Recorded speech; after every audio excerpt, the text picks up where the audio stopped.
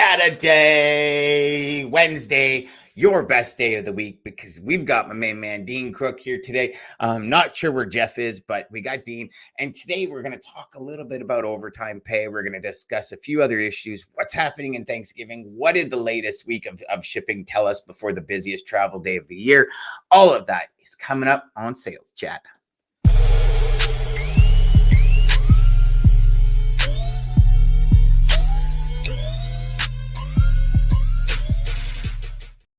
Groovy tune. Diener, what's going on, brother? How you doing, man? Good. Hey, have you got your snowmobiling top on already? Oh, yeah. Yeah. Well, Answer Racing is more of dirt bike, but it's starting to get me in the snowmobile spirit. We had freezing rain here yesterday. There's snow up north, tons of it starting to fall. Got my first trip planned, actually 2 trips planned already, one mid-December. That'll be iffy, and one at the beginning of January. So I'm working out more intensely every day to make sure I have the energy and I don't just ride for 2 minutes and have to sit for 2 hours to recoup. Which will be, this year will be a big test year for me, Dean. You know, just the muscles in the body, how they're working, how things are happening, how my knees are holding out. I'm doing a lot of HIIT training where it's more cardio and bouncing side to side as opposed to weight training. Because it's going to give me a little bit more flexibility, you know, being able to move around a little bit more. But yeah, woke up this morning. It was cold. It was like freezing rain. I'm like, I feel like putting on something that's going to get me warm and fuzzy. So I went to a truck show on the weekend. So, you know, I had knee replacement surgery 4 months ago. Yes. This was my first test of being able to drive long distance and walk around a truck show. So it was like it was only 7 hours down to Philly and 7 hours back. But I was amazed that I could actually drive down and back without any problems whatsoever. And then walk around the entire day in the cold. It was funny though, Dan. My knee was fine, like no problems at all with the knee, but all the muscles around it were really weak. So so I understand what you're talking about in terms of building your endurance. It's amazing. It's crazy how it disappears. Like you were talking, you know, how long, like when you did your knee, you were only out, like, I think you were off your feet for a week and a half or something. Like you weren't off very long. Cause I remember talking to you and you were like, well, I almost pulled a Bambi, but I made her down the stairs. And they had me up and around that day. And so I was walking around the next day, not walking, shuffling. So. But I think it was like a week and a half before your crutches were gone, wasn't it? Yeah, it was easier with a walking cane because the crutches were just too dangerous. But hey, it's good to be having a chat at this time of the year and being fairly, in fairly good health. So yes, thank you. All right. So hey, talk to me, Dean. What is on your mind today, buddy? I was just on social media this morning, just having a look at some of the people I follow, and the big move occurred this week, which is the movement of the Summer Salad Bowl, or the America's Salad Bowl, from Salinas, California to Yuma, Arizona, which becomes the Winter Salad Bowl, where over the winter, November to March, 90% of our leafy greens come from. So it's a fascinating exercise, Dan, because Church Brothers Farms literally moved their entire processing plant on 60 flatbeds, and they moved it this week in 53 hours. So from the time they pack it up, load it onto trucks, move the entire operation and staff and set it all up again, and processing was 53 hours in Yuma, Arizona. Just an extraordinary logistical exercise. There's a good YouTube video on it from a few years ago, but it's we talk about it a lot on our DAT show because we see 450, 500 reefer loads coming out of that little desert region every day over the course of the next 3 months. And then in March on our show, we'll talk about this transition period where, depending on how the season goes, you'll have carriers, you'll have growers shifting from Yuma back to Salinas. And you see this movement of capacity between the two regions before we get into the summer. Wow. Hey, Ryan. What's going on, guys? What's going on? I heard there was turkey today. So I decided to join. Well, there's a couple here. There's one. No, excited. Yeah, two. We got two. All We're right. going two. Look For at sure. Ryan's LED light show in the background. You got I some don't underglow there. Yeah, we gotta step it up, step it up for Data Wow. Day. I've heard amazing things. And Yeah. Dean, I wanted to come on this morning because I was looking at some memories for the past couple of days on like social media. You know how they give you that last year. Yep. And last year was the whole like lettuce thing, where lettuce was There you go. crazy and There you and go. everything like that. So I thought Yeah. I'd bring that up and looking forward to connecting with you guys again, man. So what are we talking about today? Yeah. A couple of data points. I've got a sort of a number of the day that we'll cover at the end of the show. It's a fascinating story, but some of the big numbers. Diesel continues to drop. It's dropped for the last 4 weeks. It goes.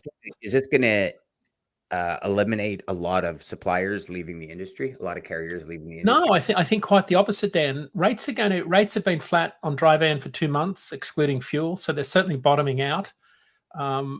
But as diesel drops by the amount it does, it's down like something like, I think, 30 cents a gallon in the last, maybe more in the last month. So whenever diesel drops, it gives carriers more margin to hang in there. That's what I mean. Yeah. Yeah. So I think it'll slow down the exodus that we saw in October from the surge in diesel prices July to September. So yeah, this will be a long, protracted, drawn out process of capacity equalizing in the market. But I think what's hidden is there's a lot of carriers that are really struggling in the 50 to 150 range that are highly exposed to the spot market. There's some anecdotal evidence both on the private credit market, where the cost, where you've got a revolving, a sort of a moving credit rate for the debt you carry, like your what do they call it? The overdraft sort of facility that a lot of carriers have. That those interest rates are going up for a lot of those carriers. That's hurting them, and we've seen a lot of exits in the industry on the smaller side. So I think there's still more to go before the market reaches equilibrium. Rates have been flat for the last 2 months exactly in dry van, sitting at about $1.60 a mile. That's probably good for shippers. Shippers, I think, are probably pretty happy right now. It's certainly a shipper's market in terms of pricing power, but we're right at the bottom of this margin compression period for both brokers and carriers. This has to be the toughest part of the market cycle for brokers and carriers, I think. And I can't speak for you, Ryan, but I just see carriers really struggling with margin compression because as rates come down, they get to a point where they just can't either exist or move freight for a decent rate. And then on the broker side, you've got margin compression that's been behind some of the big brokers going out of business recently as they sort of. But I also think a lot of these. So if I can, and I mean, again, there's so many variables when it comes to larger companies going out of business. But if I can share one thing, I remember just before I left my corporate career, $1.2 billion company. Having conversations with some of the higher ups, right, realizing that the cost was $70 to put out an invoice out the door. Like that's what it costs the company. And then talking to salespeople who had no idea and they're booking loads for $50. Yeah. Profit. And they're saying, yeah, but I book it and I book like 10 of them. So I'm in the end, it's like, I'm booking 10, but I said, you're doing 10 different invoices, 10 different loads instead of doing it on one invoice. And they're like, yes. So they didn't realize that every time an invoice goes out there, the company's actually losing $20 plus they're paying you commission. So they're losing that, there's all this. And I don't think a lot of salespeople understand that as to the actual cost it takes to run a company. Yep. And I'm going to say that's a company issue because they're the ones that should give their salespeople. But, I also, yesterday I was having a conversation with Greg, a good friend of ours on the show. And the first thing he said to me, I said, what's going on? He goes, I'm waiting for the ball to drop. And I said, what do you mean? And he's a shipper, right? So he's like, I'm waiting. He goes, I know this isn't going to last forever. So he's creating contingency plans for Q1, Q2 when things switch. So he's already talking to his suppliers and saying, hey, when things switch, like what's the game plan for you guys? When you say the ball drops from a shipper's perspective for their own company, low rates. Oh, yeah, okay. The ball drops, like the low rates. He knows it's going to flip. He goes like, I've been in the game long enough. I know this is just a blip because it's not as if rates are like here. They're here, right? And we all know that. And so every time he gets more product than his first guy can handle. He's getting rates cheaper than what he's paying now, but he knows it's going to flip. And I think, correct me if I'm wrong, gentlemen, but I honestly think shippers are, I know we talk about the butterfly and elephant brains, but I do think shippers are more apparent of, okay, this is a market cycle now. You know, I remember when that first 2018-19 market cycle hit, and I remember I had a $3.6 billion company as a customer. And this guy was like, no, this never happens. What are you talking about? I'm like, this is market cycles. It does happen. Like 2018 happened. And it was typically at that point, a 3 to 5 year cycle. Like things went in 3 to 5 years. Like, I don't think any supplier, any carrier thought that 2018 would only be 9 months. Right. Before literally, like, you went right off the end of a cliff at 70 mile an hour. Right.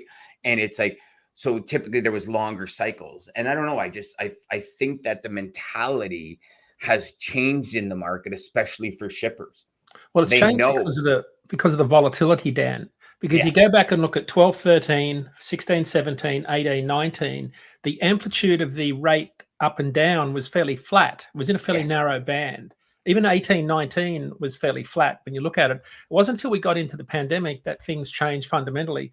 But if you look at the last 3 freight recessions, the volatility has been going up, higher on the upside, further down on the downside, but shorter in duration.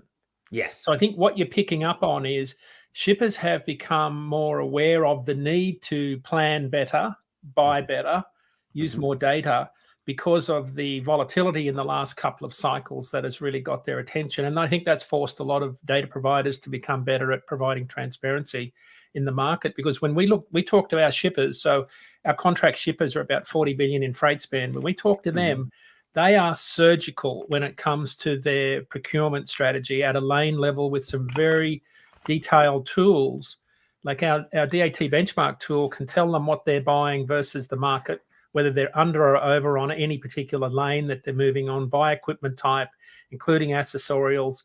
It's like, it's more information than I've seen shippers have at their disposal to make strategic buys. I certainly didn't see that back in the 18-19 cycle. That wasn't evident to the degree it is now. No, I don't think data was as, I don't think people put that much emphasis on data back then, Dean. Right. I don't know what it was. I don't know. Well, like, and thinking about it, and I'm thinking, no, I mean, I was reading stuff. Right. But it's evolved, and the speed of technology development, that's the thing. Like, we've had an acceleration in technology development over those last 4 or 5 years that I think has allowed us to scale a lot more technology than we had before. So, and I think it's going to go twice as fast in the next 5. Yeah. I mean, we're seeing, gosh, we had the same discussion early this year, but I think Q1 next year is going to be really telling. We don't see much upside in the market until March, April period. And even then, that's not guaranteed. We've all changed our buying patterns. We're buying less, we're spending less, we're spending more on services that trucks don't haul. We haul physical goods. So we've shifted a lot more of our spend. And even though there's less spend in total, we've shifted more of it to services. A lot of truckload carriers are doing more work with dedicated. So a lot of shippers are using a lot more dedicated capacity. So there's less truckload capacity in the market, truckload freight in the market.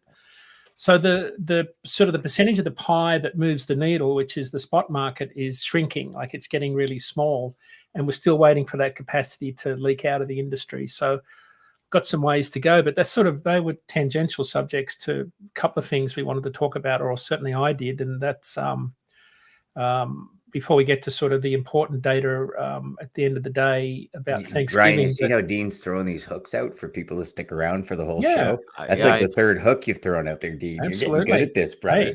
Hey, I could be host.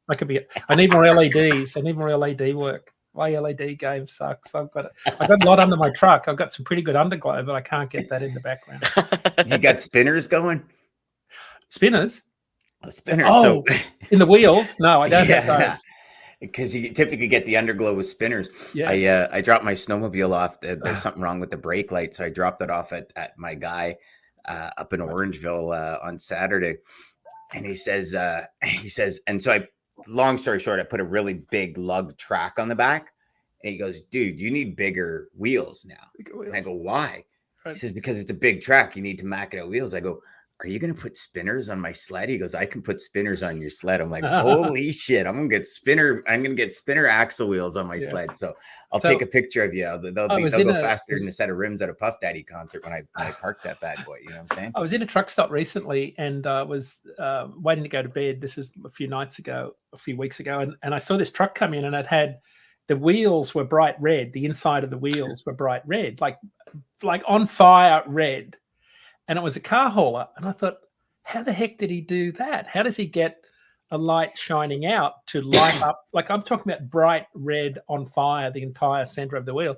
On a car carrier or car hauler, you have a step rail that runs down the side of the wheels so the driver can stand on it, but it's on the outside of the wheels.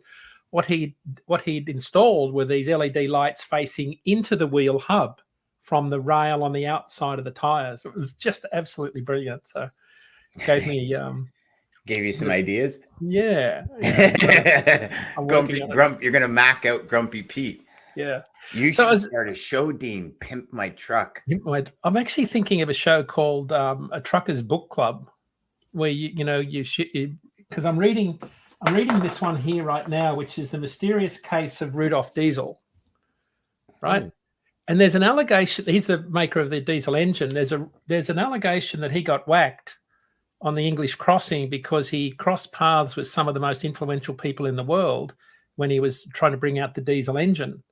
And they didn't want him to do that because of the impact. So, but I was thinking about a book club for truckers, like where we have a weekly show and we talk about a book of the week. Yeah. Because I know a lot of truckers read, and I just don't know that there's a way to sort of share the information and have people on a show talking about it. So there's one crazy idea I had. We do a book club every Friday on Sales Chatter. That's not where you ask those really tough questions that I can't answer. Yeah, we got rid of that. We got rid of Friday that you guys didn't like, so we got rid of that and we started a book club. Oh well, I'm up for that. There you go. There's the idea gone. We'll do it on this show. Yeah, join us on Fridays, Dean. We're doing this book called Positioning on Fridays. Yep. Ryan's getting bored of it, but yeah, we're doing this book called Positioning. So it's more of sales focus. Yeah, so my boring. Well, I mean, yeah, but I mean, if you want, we'll do a truck focused one for you. We could do that every month, maybe. Yeah. But hey, gosh, we've blown through 20 minutes. I did a blog post this week, or maybe it's coming up next week. There's a bill before Parliament that's looking to get overtime pay in place for truckers. The Fair Labor Standards Act of 1938, in a bizarre way, excluded truckers and a few other industries from getting overtime pay. And there's a bipartisan bill before the House right now to get that amended so that truckers can get overtime pay. No surprise, the ATA has come out against it. They don't think it's a good idea, whereas the Owner-Operator Independent Driver Association thinks it's a great idea, as do most of us. So obviously it'd add more cost to the industry. It's a really interesting data point to follow because a lot of fleets would rather have high turnover and pay drivers less than pay drivers more and have lower turnover. It's more economical to have high turnover and pay drivers less per mile. Yep. So it's a really interesting economic debate that's going on right now. It would mean that all the detention time that brokers have to deal with between shippers and the truck on the loading dock will become a much bigger deal because that overtime pay will be much more than the detention pay, I suspect, for drivers. So keep an eye on that one. Obviously, today's a big travel day for everybody. Lots of people on the road. This is something that we're covering tomorrow on the Sirius XM show I'm on with Jimmy Mack on Radio Nemo, is that we do a Thanksgiving show every year on Thanksgiving, surprisingly. And because a lot of truckers won't be home, they're on the road this weekend. And one of the worst things that can happen is you're under a load for 4 days. Yeah. Sitting in a truck stop with, burning a hole in your pocket, spending money. And there'll be a lot of loads where there'll be a promise of Friday unload and they'll get there and the shipper won't be there. So this is like, so what you don't see is that, Mother's Day, Thanksgiving, Christmas holidays, July 4, Memorial Day, these aren't great weekends for truckers because they lose a day's revenue. I mean, they're tough for everybody in logistics, but for truckers, you lose a day's revenue, you're behind, and you're generally sitting under a load for way longer than you'd like to. And these are the sorts of days where if you could get a 3,000 mile West Coast load, you'd be loving it over the 4-day Thanksgiving break. But there's not a lot of those that happen off the East Coast in particular. So I think if anybody's here sitting in the logistics world, if there's any way to get carriers unloaded or certainly looked after in some way, do it. We're going to have a big special on it tomorrow talking. It's always surprising, guys, to hear the number of truckers calling in on Thanksgiving, nowhere near home, but calling in from their truck. Yep. It's one of those times where you really start to appreciate how much sacrifice I think drivers make. I mean, you know, Dean, you look at it, and I can speak personally on it.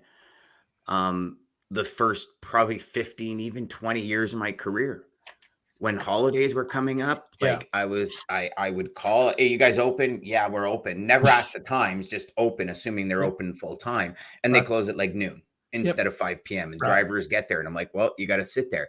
And it really was not part of my process to worry about the driver. It was to like, it's almost Thanksgiving for us. I'm going on holidays and you tend to forget all of that stuff. Right. But you have a human on the other end of it who counts on you to make sure your information's right, accurate, and able to get them to do their job properly. And you know, it's a shame. It's a real shame. And I was guilty of it for So you know what I used to do in Australia? I used to haul powdered cement for a big cement company, and we'd run 400 or 500 miles with powdered cement into a batch plant, and they're notorious for not being there when you get there. So I would always have a spare chain and padlock and bolt cutters. So I can't tell you the number of times I've cut the chain off and put a new chain on when I left, and left a new key for them. Really? So when you'd get because there, you wanted to get it off. Well, if I'm going to drive 500 miles in the middle of nowhere to unload cement for you at 2 a.m, they always say, yeah, someone will be there working. And of course, you get there and no one's there. So I'd say, all right, get the bolt cutters out, cut the lock off. Or there's one car, but nobody's answering because he's taking his nightly nap because there's nothing going on. Cut the chain off, back in, unload, throw a new chain on. Chain's cheap. Locks are like $5 and just leave the new key there for them. Just put it under a rock. So, and now you got your load off. You're able to move where you need to move. You're able to do what you need to do, and you're rocking and rolling. Yeah. We're a pretty creative bunch when it comes to that. So, we're coming up on time. So the other data point, Dan, that really got me thinking today, sort of the number of the day is 2028, and it's the year 2028 because that's when the Panama Canal Authority thinks water levels will be back to normal. Whoa. So the drought conditions in the Panama Canal, this is a fascinating evolving story because because they've dropped the draft from 50 to 44 feet, ships they're 6 feet closer to the bottom now because of the lower water levels. It means they lose about 2,100 containers per ship. So they lose about 20% capacity per ship going through the Panama Canal. So at some point, the economics make it, because they've got a backlog and there's delays, and at some point, the economics make it more viable to run from Southeast Asia and maybe Northeast Asia through the Suez Canal to the east coast of the US instead of the traditional West Coast Panama Canal East Coast transit schedule. But 2028 is going to be when the Panama Canal Authority thinks they'll be back to normal, but that's contingent on a $2 billion investment by the government in building new reservoirs and pipelines. So in order to go through, they're losing 20% capacity on the ship itself. Each ship. So for every 1 foot of draft you lose 350 containers. So they've lost 6 feet of draft right now because the water levels are down. Some ships are offloading at the start of the canal and sending it on a rail to the other end and reloading. But once you start to look at the economics of this, sometimes you've got to think about a different routing completely for your inbound logistics. So some of those customers you've got, Dan, where you were bringing in bed sheets to Los Angeles and trucking them all the way to Orlando during the pandemic, you may be looking at a different transit pattern of, going west to the east coast of the US and dropping it off in Savannah to truck it to Orlando to that big customer. Yeah, we're still actually dropping in Savannah. Well, We never changed back to the West Coast. We stayed on East Coast. Well, there you go. So there's going to be some change. I think it's important to watch this for anybody that's, working with customers, shippers on routing strategies, especially when it comes to imports, because the West to East Coast shift because of congestion and the labor agreement, that's reversing itself. They're rebounding back to normal volumes, but the longer term impact of the Panama Canal is significant. About 40% of our imports into the US come via the Panama Canal, because it's not just imports from Asia. Most of our produce from South America comes through the Panama Canal. All of our grapes, all of those Chilean products that come into Philadelphia, for example. So a lot of, plantains, bananas. There's a lot of produce that'll be impacted also.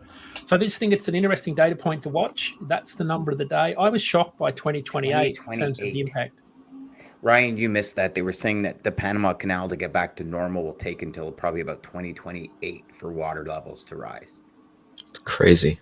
That's insane. Well, to get infrastructure in place to have enough water catchment, I think with a new reservoir is the plan.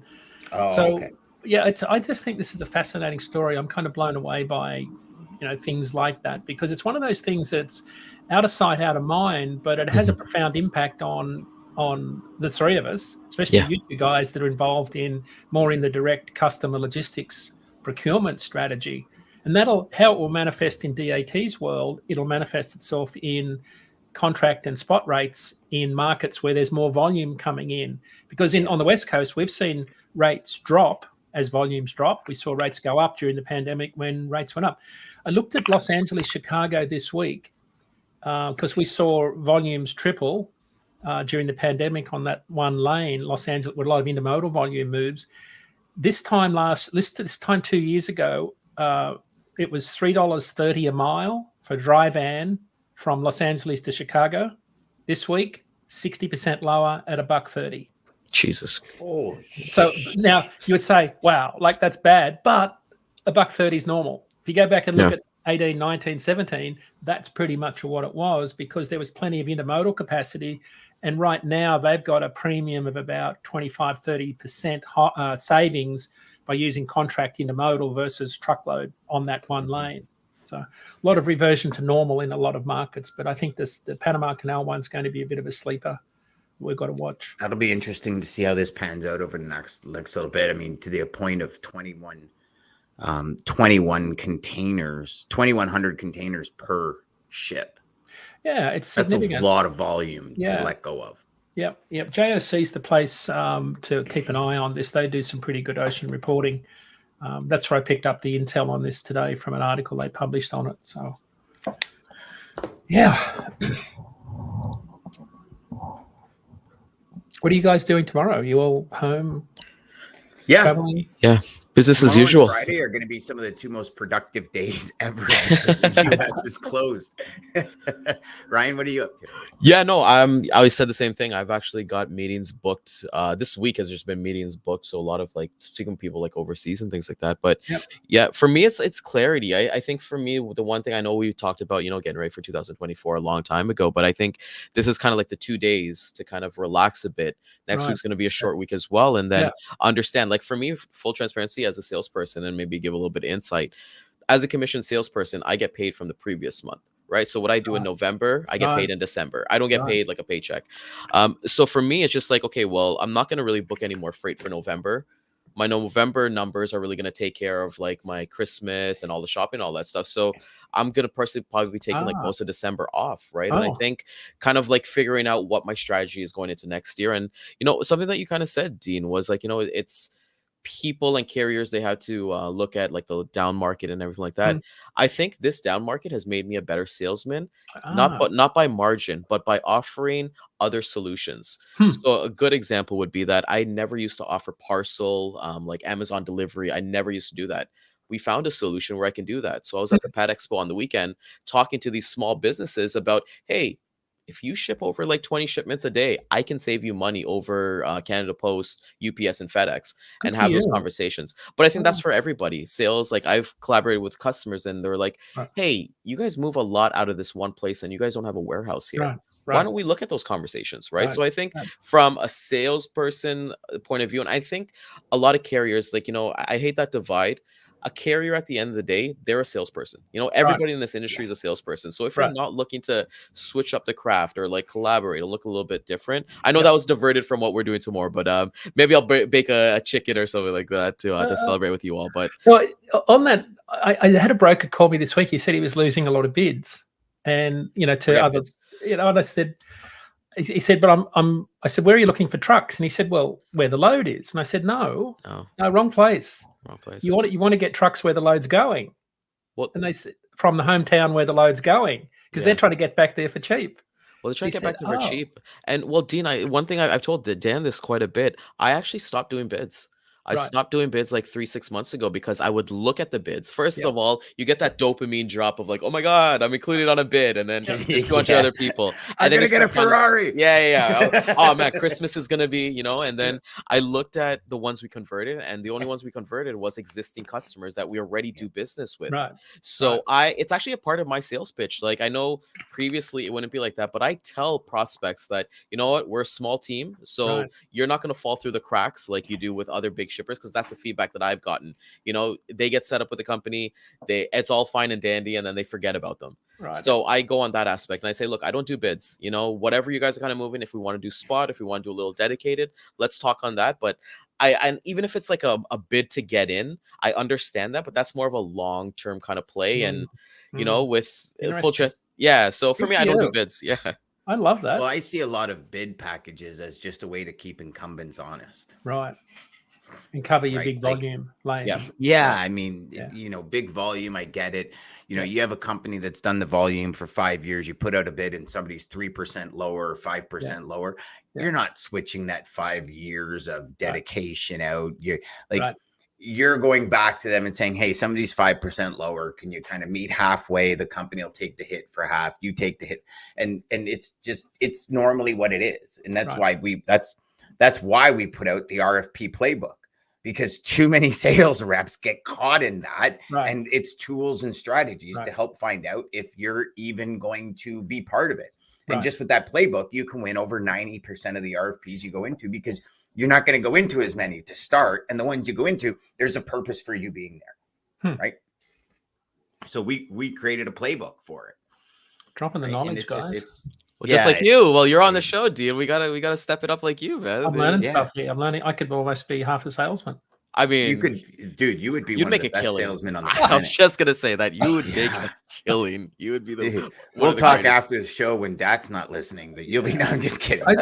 I always kidding, guys. I always said I was not good at selling, but I was good at helping people buy. That was the difference. There you go, Dean. That's exactly it. Yeah. I'm actually going to use that. That's a good one. Difference. Yeah. Yes, exactly. All right, gents. Well, Dean, you have yourself a wicked Thanksgiving, my friend. What's going on with you over the next week or so? You got anything? Oh no, you're not traveling now till after. He's got the show tomorrow, so let everybody know on Sirius what channel, what time, so we channel can. 146, Sirius XM channel 146, 8 a.m. Road Dog Radio on with Jimmy Mack at 8 a.m. Eastern tomorrow. It's the whole 4-hour show will be all about Thanksgiving. What's the driver calls? Fascinating listening. So that's on tomorrow. Okay, 8 a.m. All right, everybody. Remember, go back to pay attention to that. If your customers are coming through the Panama Canal, 2028 is the year. Be ahead of it.